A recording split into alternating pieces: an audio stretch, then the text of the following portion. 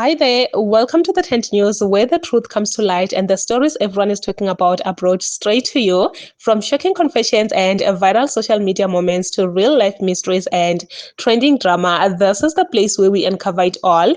Now, please watch this video first, and I will be back with the rest of my commentary. Ngapha Bulawayo ngabe kanjani lo ngasichaza kanjani lolo daba kanjalo Okay, okokuqala nje sicela ukubonga abantu base South Africa ngesupport.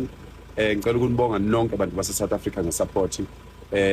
Kuhlale kukhona ukuthi uma usebenza wenza into ephilayo, kuhlale kukhona labo abangabathakathi abathandazela ukuthi kungathi ngonakala lokho okwenzayo. Kwesinye isikhathi kuze kwenziwe ngisho yibo labo osuku usebenza nabo uhamba nabo.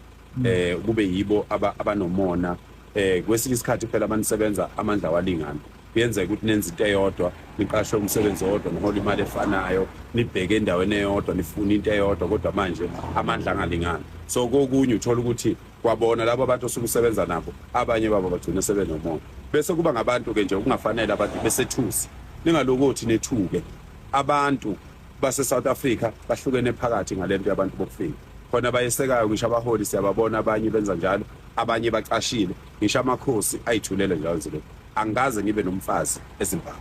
Angeke ngize ngibe nomfazi eZimbabwe. Ngake ngaba nayo intombi engangiyithanda. Kodwa ngabona ukuthi hayi angeke kulunge mase ngihosha inyawo. Futhi ngaphambi kokuthi leyo ntombi ngikhulume nayo, ngenza isiqiniseko sokuthi ngibuke ukuthi izinto zayo zokuba la ezweni ziqondile yini.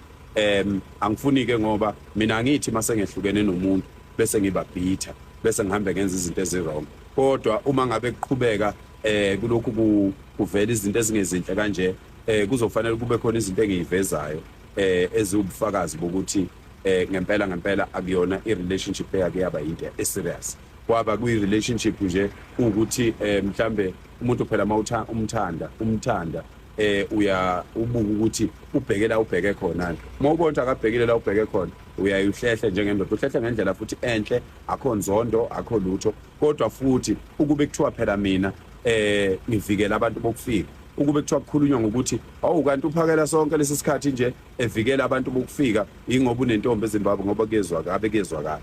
Nangale kwalokho ake sithi wagana ke lo muntu, engane ngabe uganile phela. Ake sithi ngabe wagana, ngabe uganile. Yikho sithi umuntu othanda umuntu akayi lapha athanda khona. Nathi abantu esibathathile balapha bakhona khona. Nginabo abafazi mina, anginayo umfazi waseZimbabwe. Angeke ngibe naye futhi. Sibuka usondele usuku langa ngomhla ka 30 June 2026. Umile awujiki abahambe ziningi izinto ezizokwenzeka ngomhla ka 30 June, kodwa bengicela ukuthi abantu kulento Phakile Umthakatho woba ugane andini-understand kanti bekufuneke amthathe umakoti wakhe ahlale naye phi.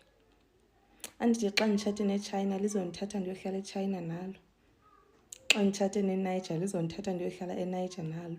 And akho mntu beke wathulwa imijolo benana. Andikhumbuli ukho umntu othi ulwa uba kungajolwa.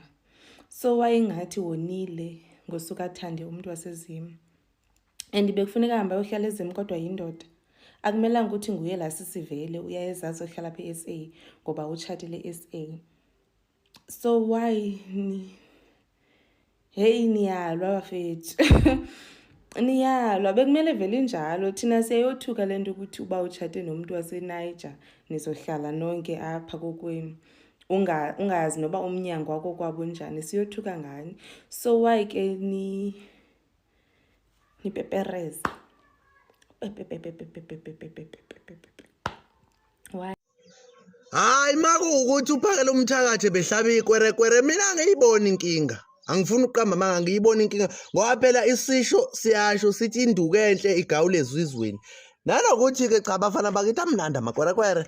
Angifuni iningi lawo nje, hayi amnandi. Futhi lawa seZimbabwe mina nami ngeke ngathandana nekwerekwere la ngapha eZimbabwe. Ngapha ko Hillbrow. Hey, wawungasinike singaboni. Wawungasiniki ngampela singaboni. Yabo sesingamsola nje umfowanda abandaba bafowethu makuwukuthi kuyiqiniso. Hawu Phakela bafu, awusasitshela ukuthi uthethe ngale kithi koBulawayo.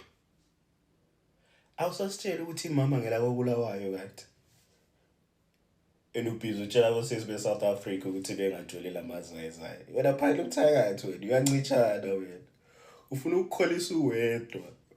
Ufuna thina thina silokhu esilunguza singaphandle when we enjoy.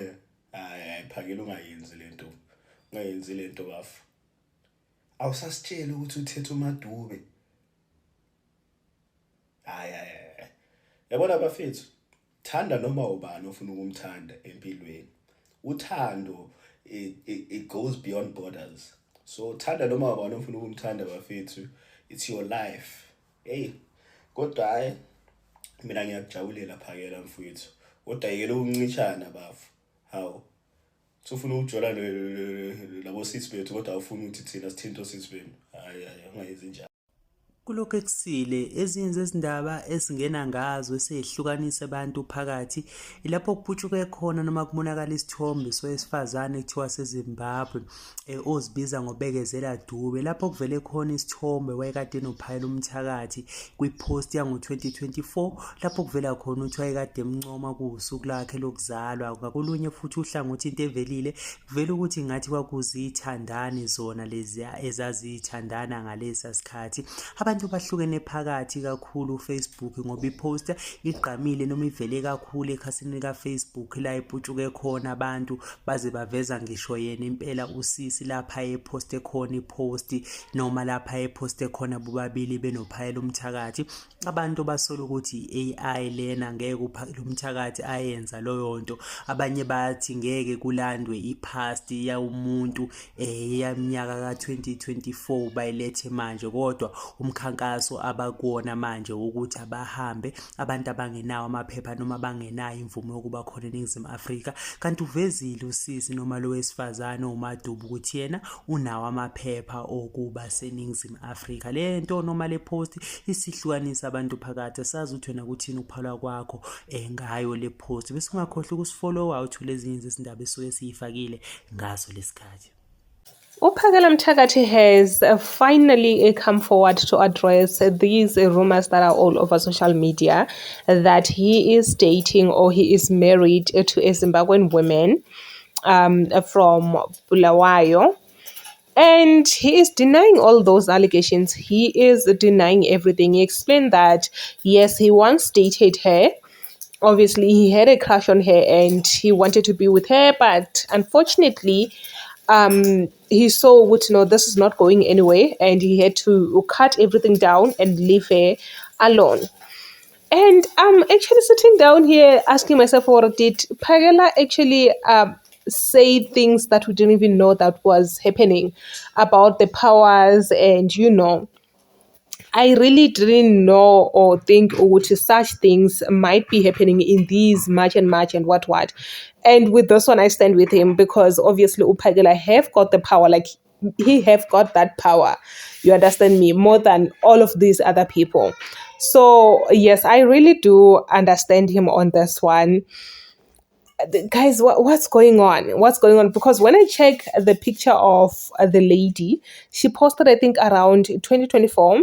And when Phakela said that he once had a crush on her, like he wanted to date her, and he only find out, no, this is not going to work out, and then he had to leave her.